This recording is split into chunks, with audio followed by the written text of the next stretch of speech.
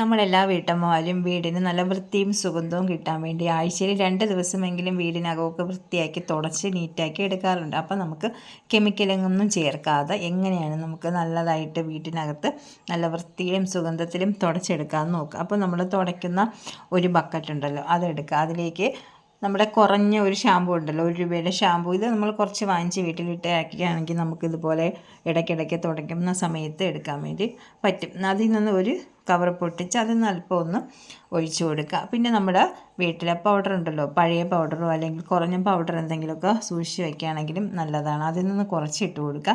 ഇങ്ങനെ പൗഡർ ഇടുന്നത് നമ്മുടെ വീട്ടിൽ ഫുഡിൻ്റെ വേസ്റ്റൊക്കെ കാരണം ഈച്ചയും നമ്മുടെ ഉറുമ്പിൻ്റെയൊക്കെ ശല്യം ഉണ്ടല്ലോ, അപ്പോൾ പൗഡറും കൂടെ ചേർത്ത് തുടയ്ക്കുകയാണെങ്കിൽ അതൊന്നും വരത്തില്ല, നല്ലതായിട്ട് കിടക്കും. ഇനി പാകത്തിന് വെള്ളം ഒഴിച്ച് ഒന്ന് മിക്സ് ചെയ്തിട്ട് നമുക്ക് നല്ലതായിട്ട് തുടച്ചെടുക്കുക കേട്ടോ. പിന്നെ വേറെ കെമിക്കലൊന്നും ചേർക്കാത്തത് കൊണ്ട് നമ്മുടെ ടൈലിനൊന്നും വേറെ പ്രശ്നം വരത്തില്ല. ടൈലൊക്കെ നല്ലതായിട്ട് തിളക്കമുള്ളതായിട്ട് കിട്ടുകയും ചെയ്യും. അങ്ങനെ നമ്മളെ വീട് നല്ല വൃത്തിയും സുഗന്ധമുള്ളതാക്കി ഇതുപോലെ ഒന്ന് തുടച്ച് വൃത്തിയാക്കി എടുക്കുക.